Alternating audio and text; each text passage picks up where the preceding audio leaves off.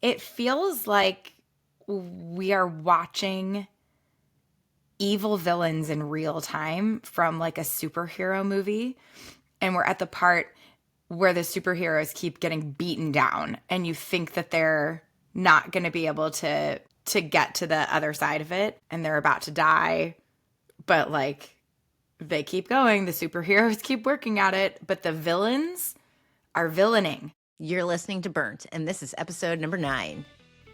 Hey, I'm Lauren. Hi, I'm Michelle, and some days we're burnt out. And some days we're burning it down. This is Burnt, a podcast where you're not going to find us reading off of a script. These are real, unfiltered, raw conversations between two moms, two women, and all of our friends. We got a lot of friends, and we are all fired up and ready to make some change. We're ready to burn it down, and we want you to join us on this journey where we aren't just burning it down, but we're figuring out how to fix it and rebuild it. Because you got to scorch a little earth, controlled burn, before something beautiful can grow.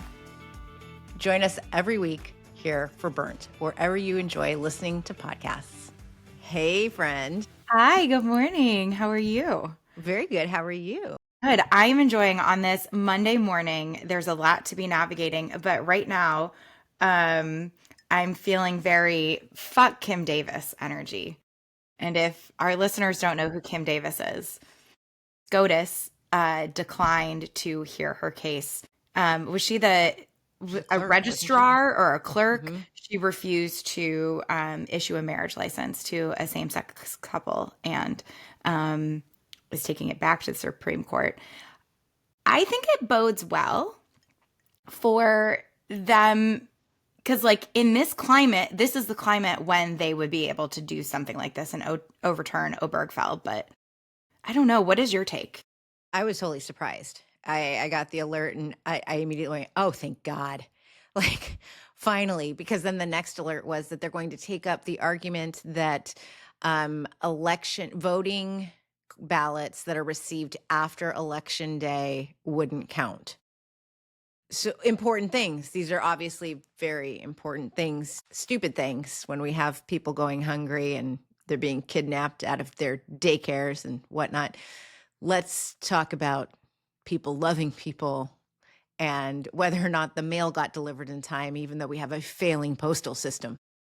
Like, intentionally, they're trying to strip it of funding.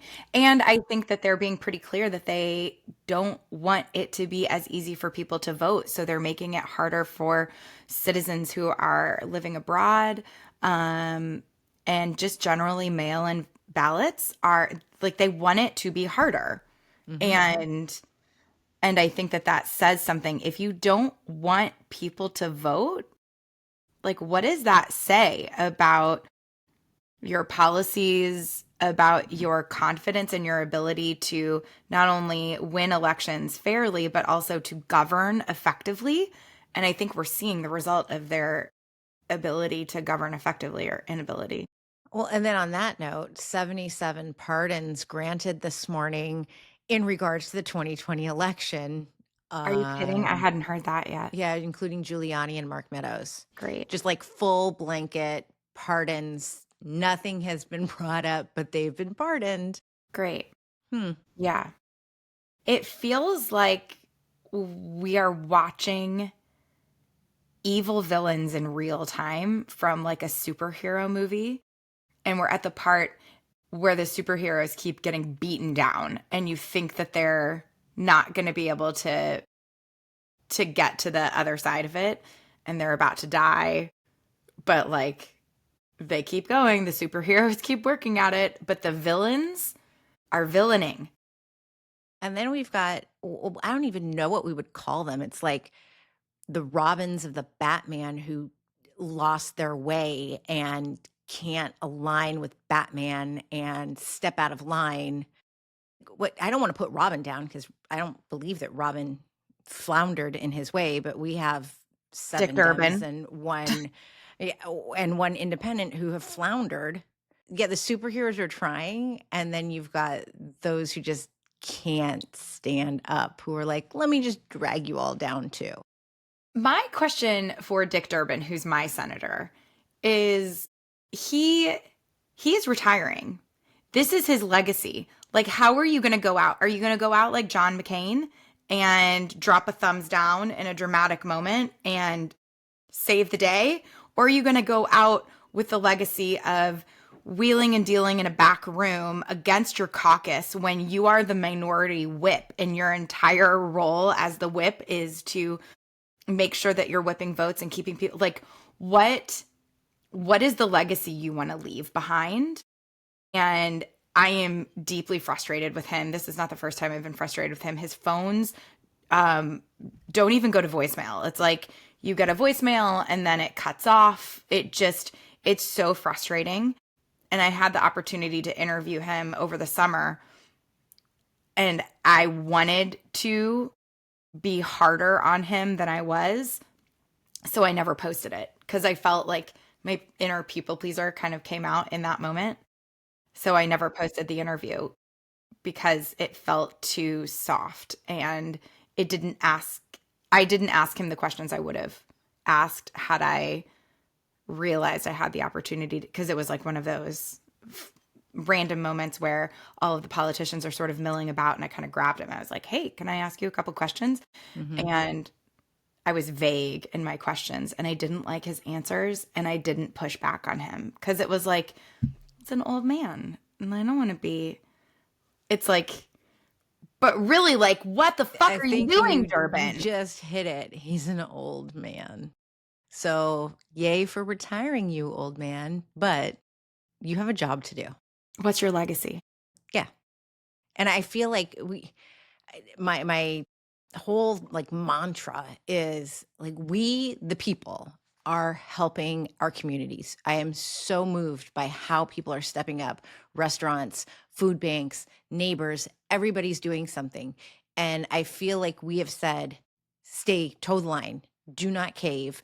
We will take care of each other. Just do your jobs.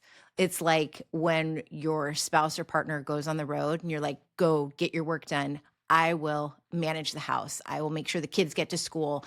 I will make sure they get fed and they get to their sporting events. I've got this. You focus on what you have to do. That's what we, the people, have said. So if y'all could just do your jobs, that would be awesome. We would really like that. My friend Erica said something this morning that really hit the nail on the head. As a community, we can step in to feed people. That is something that we can do, and we have been doing. And you see the way communities are rallying around food banks, and even just independent people are starting to pull collections together and kind of becoming food banks in a grassroots way. As a community, we can do that. We can feed people. What we cannot do is help with their healthcare costs. That's not something, I mean, you can like GoFundMe and whatever, but to offset, but we can't make their healthcare costs affordable. We can't, as a community, as a society, that is not something that we can do. And I just keep thinking about the evil.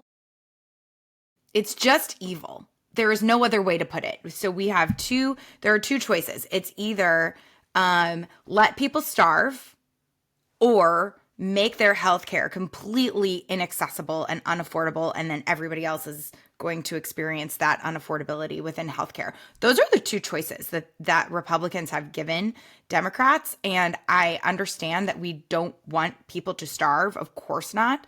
That's why the communities are stepping in the way that they are. It just, even furloughed employees, even federal employees who are exempted and are required to go to work, they even want us holding the line as Dems. Like they're like, don't make all of this worth nothing. Like the longest shutdown in history will be absolutely worthless if you're believing a Republican Party who's like, oh, trust me, we'll do that. Like, Because they're so trustworthy. Like it's like you've seen the red flags. We've acknowledged the red flags, and yet you're like, maybe this time's different. I'll it's just like go back. It's different. It's like an abusive relationship, and you're like, I'll just go back. it's It's okay. exactly what I was just They've going to say. changed. They haven't gone to therapy. They haven't sought help for themselves, but this time it's going to be different. Yeah. Yep, exactly. That's exactly what I was going to say. The abusive relationship. Like, well, he didn't actually like punch me in the face. He just pushed me down the stairs. So, like, it's okay. I can go back. It's not abusive. Come on. Like, wake up. And I think we as constituents and as a population, as a society, we are more politically savvy than they give us credit for. I think there are people who have now, in the last several months, started to tune in a more active and engaged way than they ever have before. And so you can't get away with sneaky backroom deals anymore. We're not going to let them get away with it. Because we're watching and we're gathering on Sunday afternoons on our couches, unshowered, having meetings to talk about what you're talking about, and we are getting down to business. Like literally, Literally. that's what we did yesterday, in case anybody's wondering and didn't see my gorgeous hot mess video of like, yeah, I was not supposed to be on camera today. So thank you. But yeah, we're getting the word. We are getting the info because we have connections too, and we know what you're doing. You can't hide, and we're informing. That's the beauty of it. We're informing. And on that note, let's also I think it's really important. We talked about this yesterday to thank the Democrats who did not cave. And let's also, this is going to sound very weird. Thank you, Rand Paul, I right? mean, I mean, but I'm just, thank you. Like you did it. And as I say, we'll praise you when you do good and we will let you know when you do bad. So bravo.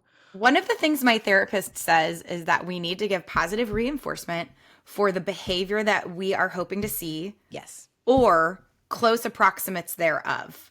So when I'm talking about struggling with something with my kids and like they didn't get it all the way right, but they got it most of the way right or part of the way, and she's like, that's a close approximate.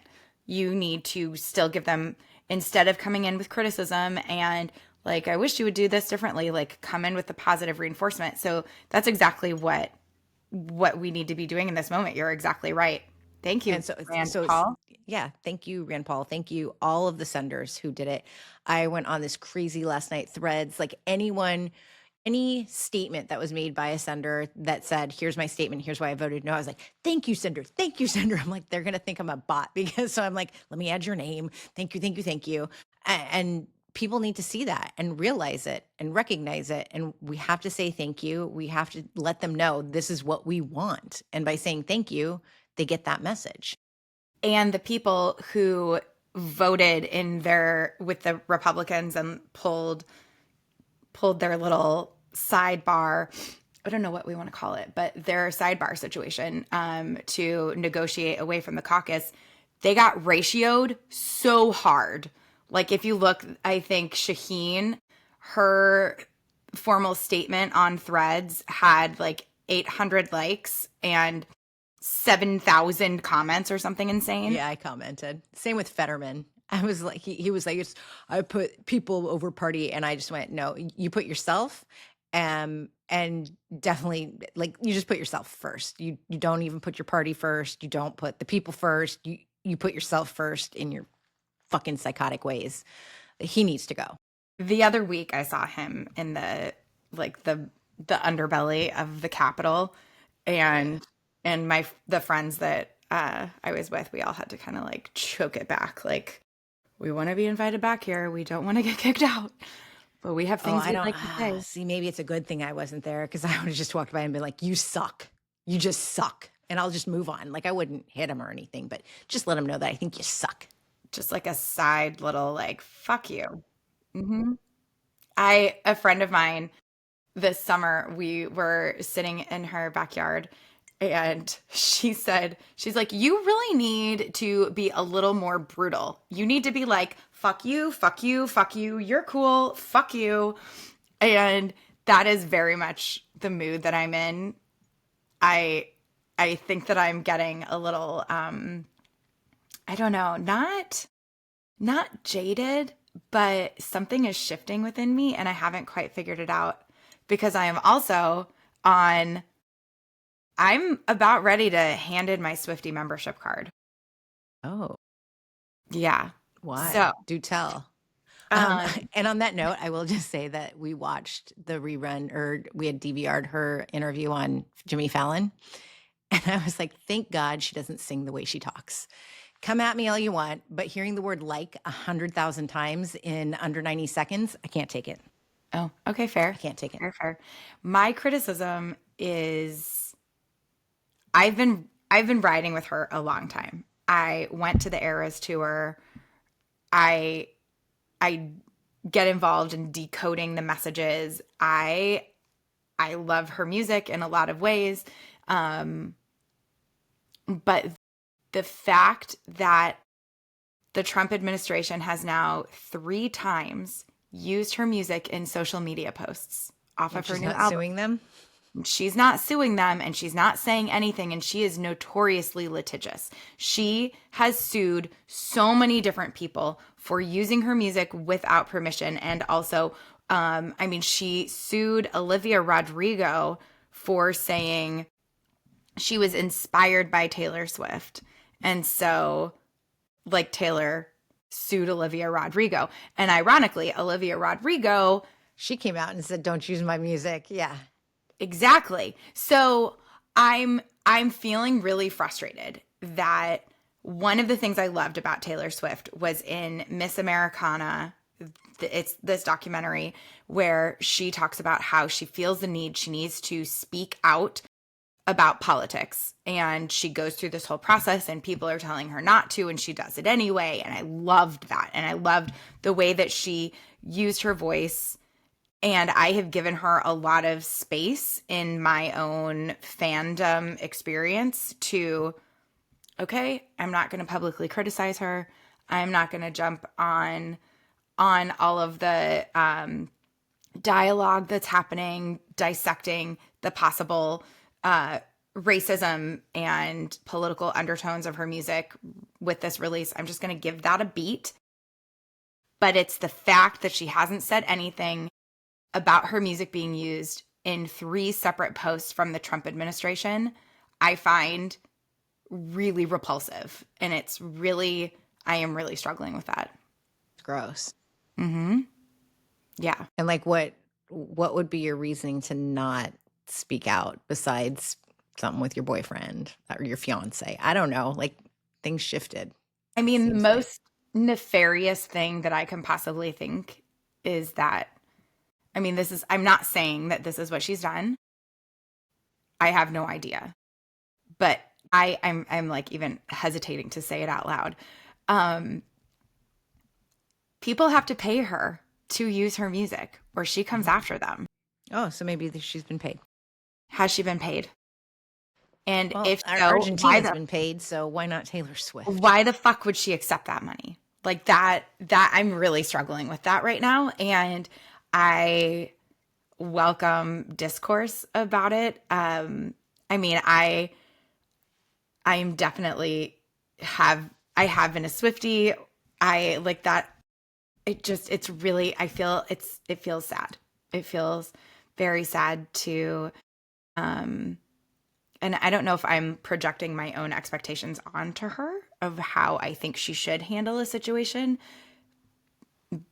I can admit that that's my own shit, but I just, No, because we're also living in a time where we've changed our expectations for everyone. And like, now is not the time to be like, la di da, I live under a rock. I don't do politics. I don't know what you're talking about. What's MAGA? No, now is not the time. And if you have a platform, you should be using it. And she's got a huge platform and she has songs. So do you want girls, because that's the majority of the people who listen to her music, to equate your songs with the guy who's on the Epstein list, who sexually assaults women, who is okay with kidnapping children, women, men, citizens, who is starving a huge population of our country? Like, the list goes on and on and on. So if you want your songs to be equated with that, you've just done it.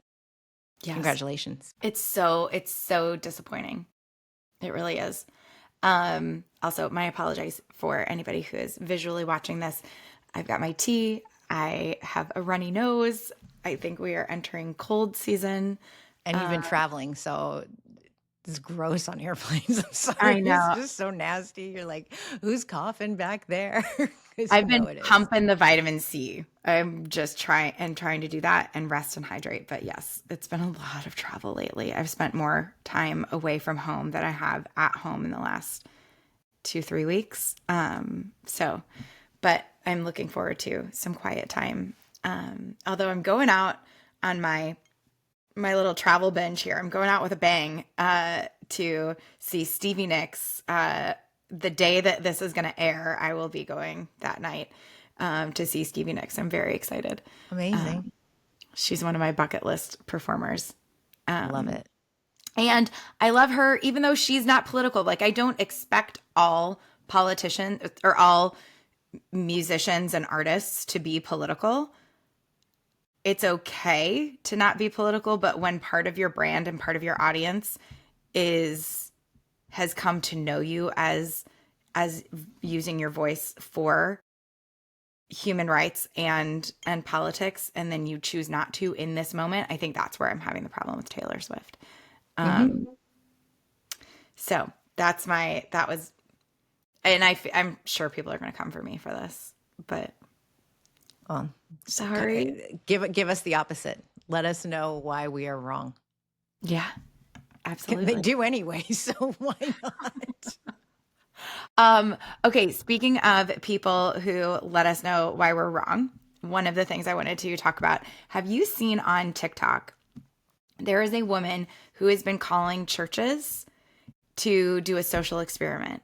Have you seen this? Yes. Yes. Asking for food for her baby. Yes. And she turns on like a crying baby and she says she just needs a small can of formula and it's such a small number of religious institutions. There was one mosque that came through with it.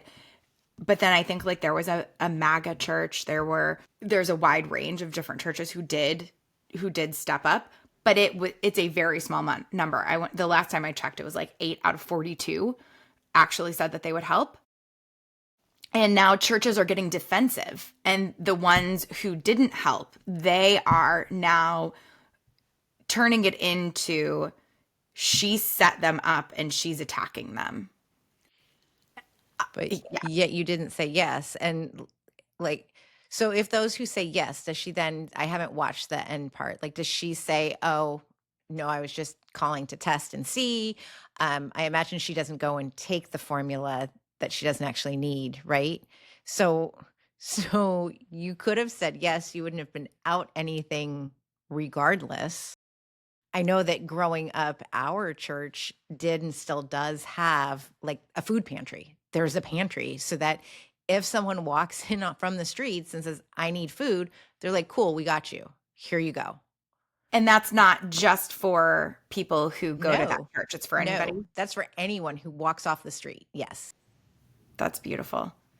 I I know somebody who told me that they had been using their church's food pantry a lot at a time, but that it was only specifically for people in their congregation. It was not open to anyone else.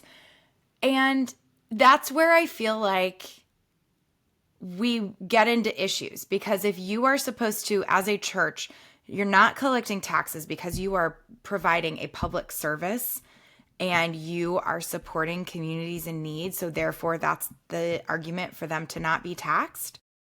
But yet, when it actually comes down to it, you're not helping the community at large.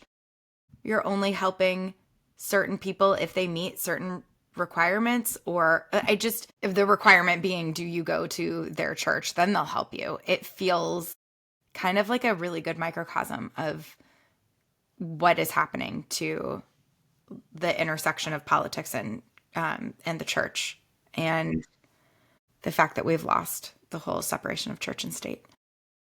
It's a whole other thing. That's another episode. And which church, which state? Because Hmm. according to some, there's only one. Yeah. It's Yeah. another can of worms. Right. Right. Right. Right. Right. Okay, I have on my little like I You jotted have an down my notes agenda. I today. like I it. I did. like it. Okay. So we had a blue wave. Hmm. Clean sweep. One thing, and I think it's been dissected a lot. Like we've already talked about it in our little day after Instagram live that we did. But can we please talk about Mom Donnie's wife, Rama? Who was the creative genius behind his campaign? Did you read about that?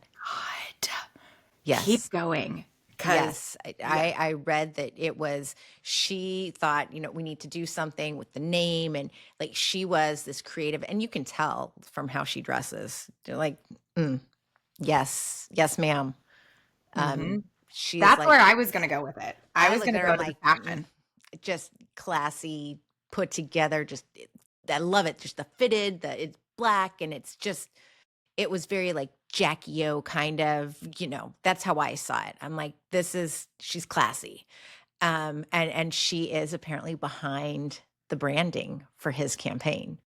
So I love it. And I also loved the meme that was a split screen of Usha and JD and then Rama and Zoran, I and how didn't see that. they look at each other like stars in your eyes. I love you. I'm so proud of you. You could just see it. They're smiling. Meanwhile, Usha and JD are like, "Ugh." Like, put me out of my misery. I hate you. I hate it here. This is not fun. So completely opposite. My God, that is hysterical. I hadn't seen that one. I I was definitely going to go to the fashion of Rama because what I find so intriguing is that there's this whole vision that you have of what a woman in politics, whether or not a wife or the politician herself, like what that imagery is in terms of fashion and aesthetic and even just candor, how authentic somebody is, because there is this level of we expect them to be pulled back, really reserved, not express a whole lot of personality and be kind of neutral, um, polished, but in like a a tweed dress and like a suit jacket, like a pantsuit. Like there are certain Like things, Hillary. right? But Or if you've read maybe Hillary's book or read anything that she said, there's a reason that she went with pantsuits. oh, say that. Because if she was wearing a skirt, they were going to wait for that moment that she got out of the car and was flashing everyone. She decided early on. I think Kamala too. This was a Kamala thing too. It was we're going to wear pantsuits because then there you cannot see anything. There will not be any oops. That's what the pantsuits are about. That's fantastic. And then Well, Michelle Obama's got a new book coming out on her ooh, fashion, on her hmm. style. I'm Because I very look at her and oh, those dresses. I love it. Yes. What I love about Rama is that she is an artist and it is visually apparent, and I feel like she's breaking a mold and an expectation of this is what it is supposed to be and this is how you should be as a woman in politics, as a political spouse. The fact that she's standing 10 toes down in her own identity as an artist, as a creative, and she's fashion forward. Like she's got like a winged liner and she's in like satin and silk and it's flowy and it's vibey and it's a leather jacket and it's just not this it's not this typical vision of what you have for political spouses. And I think that's actually what we need to see in politics in general. That's what I've been trying to do because I think I overthink so much when I can't control something. I try to control what I'm wearing or what I look like with my makeup or my hair. And I get really hyper fixated on it. And I think, well, okay, now I'm in DC. I need to be this, this, and this. And I need to go get a more boring blazer. I can't show up so I have this narrative in my head. But the way I've started to just show up as, you know what? I'm not I'm not changing myself to fit into this space because I've changed myself to fit into too many spaces.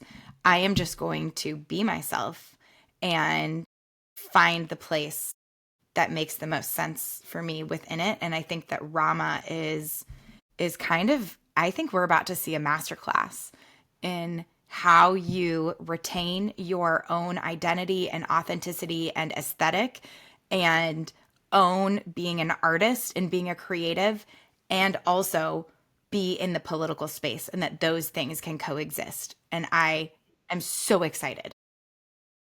I'd like to see who befriends her in this space. Mm, that's interesting. Yeah. That's I, really interesting. I would like, let's keep a close eye on this. I mean, I'll be your friend. I'd love to be your friend, but I'm like, that's just me, right? I'm like, hey, you seem cool. Can we be friends? Exactly. I mean, And like, it's not because of who your husband is. I could care less. I think you're just really cool. right.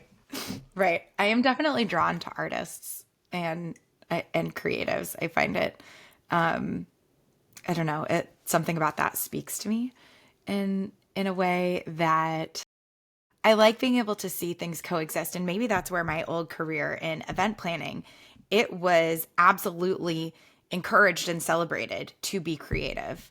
And every networking event that we had, there was always a theme and people would go all out for the theme. So my closet is stupid. I have so many cocktail dresses and I can pull a theme together real fast. But fashion is a form of creative expression. And in event planning, there is this expectation of creative expression.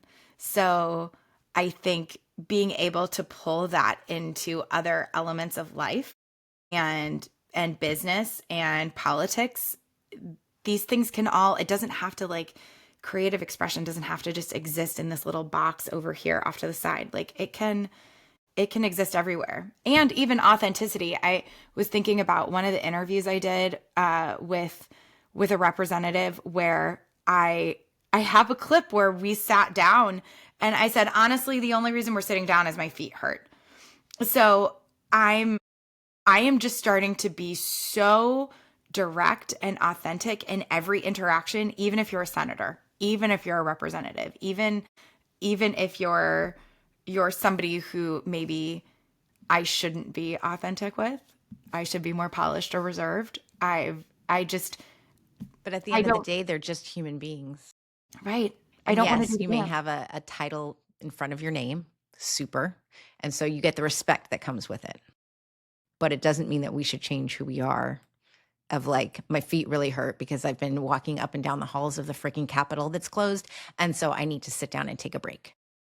I think that's acceptable. And I Yeah, think they would understand. absolutely.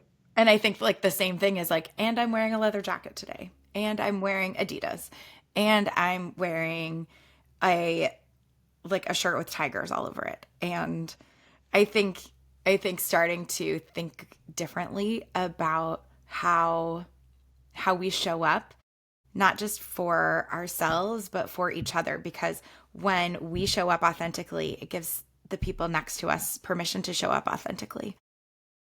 Yeah. Okay, on authenticity. Uh, You know, it's like my least favorite word, right? is it? I didn't I- know that. Because I Why? feel if you have to say it, then you aren't it. So just be yourself. Oh, that's interesting. Because I'm sick of people who come on, I'm authentic. I'm just being my authentic self. I'm like, shut the fuck up. No, you're not. If you have to say I'm being my authentic self, you're not authentic. You're full of shit.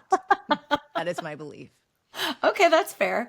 I mean, I think it depends on the context. I think if somebody is saying it like the way you No, just the presented way you're talking about it, yes. No, it. I like the people who show up online of that are just professing their authenticity. I'm like, just stop. Just Okay, well, this isn't where I was going to go with this, but this is actually even better.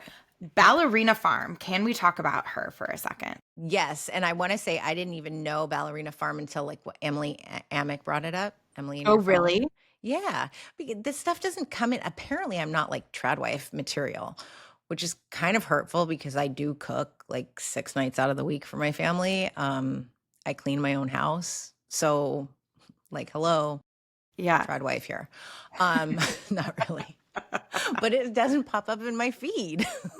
I get fed that shit all the time, but apparently Hannah Ballerina Farm, um, it's apparently all an act. Like, she doesn't actually wear the prairie dresses that she wears in her content. She doesn't go around without makeup on. Like, she wears makeup and she wears designer clothes. And so we all knew that they are extraordinarily wealthy because his parents own JetBlue, and so all that that entails. And there's been a lot of talk about the stove and oven that they have and how much it cost and what they had to do to get it to be delivered to their farm, and just tens and tens of thousands of dollars into purchasing and installing this piece of appliance for their kitchen, which is beautiful. Like, it is absolutely a beautiful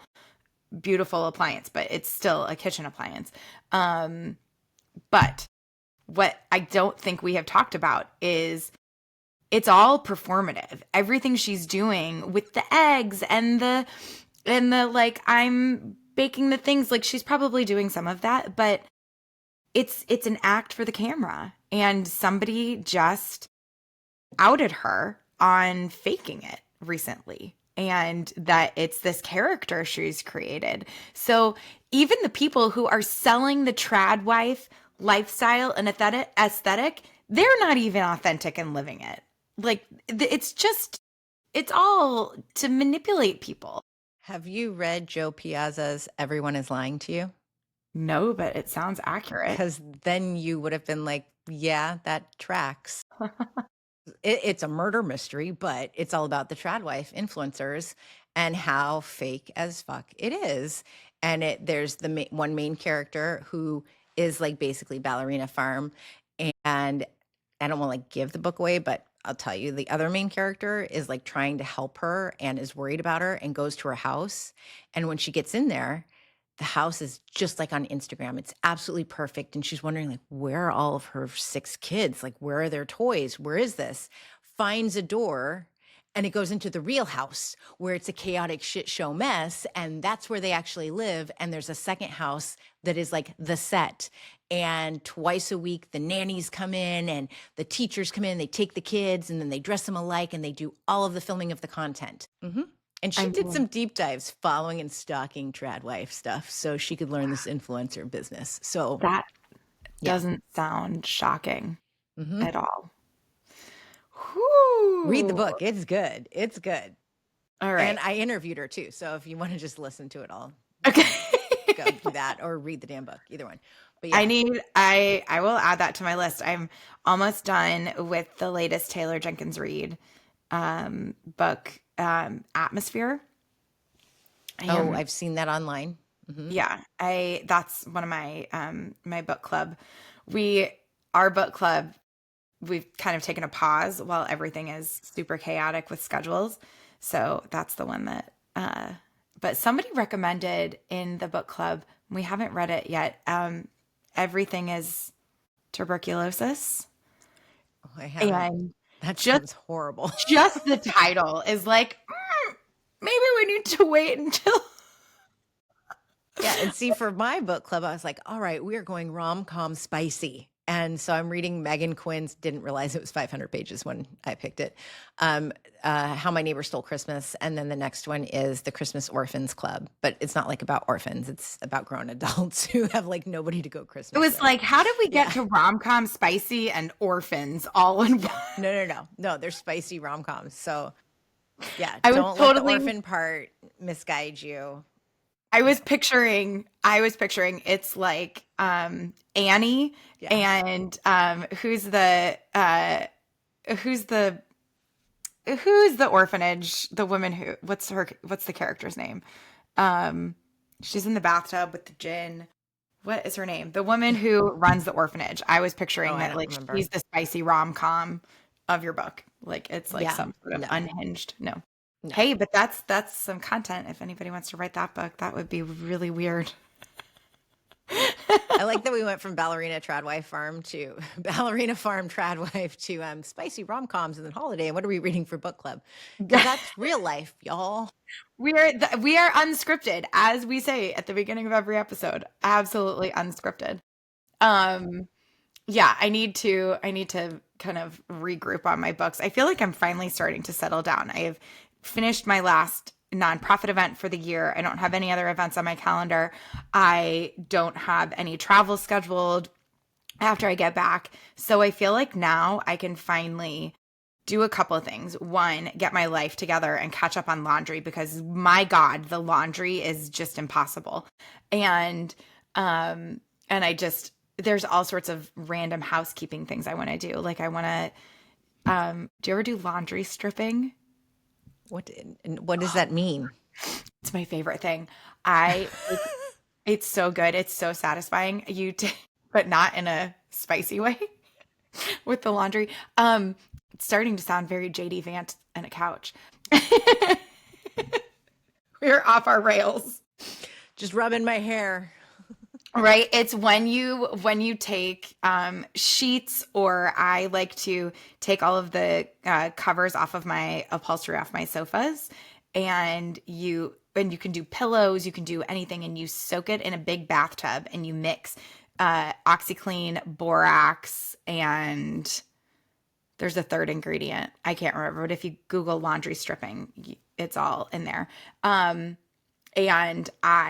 I soak everything, and you like soak it in the bathtub, you stir it around, and then the water gets so gross, but it takes out like things that don't come out when you just wash them regularly. It removes body oils, it removes dust mites, it just takes everything out.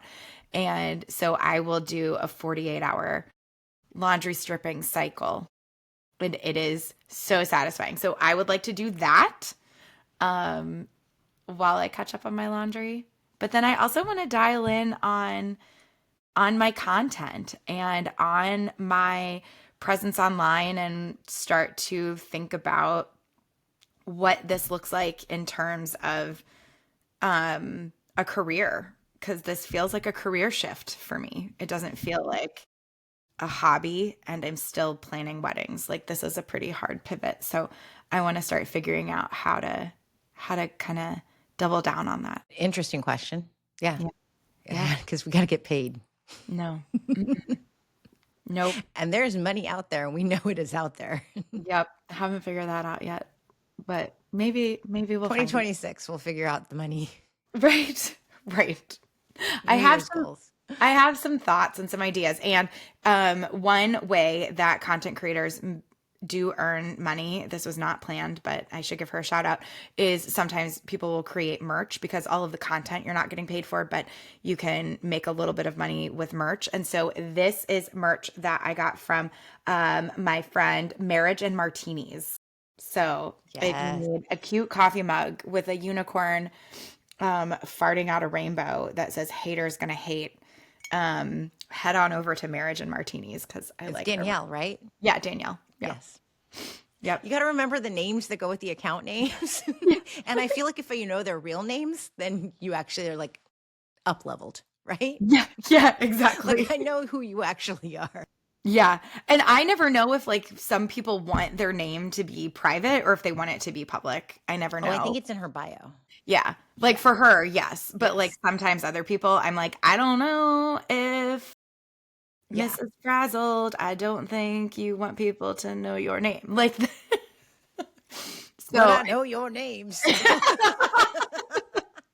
but Um, okay, I have two other thoughts in my head. So the first thing is um as we talked about authenticity, I had a really great interaction with a TSA agent, and it was taking a little while for things to upload.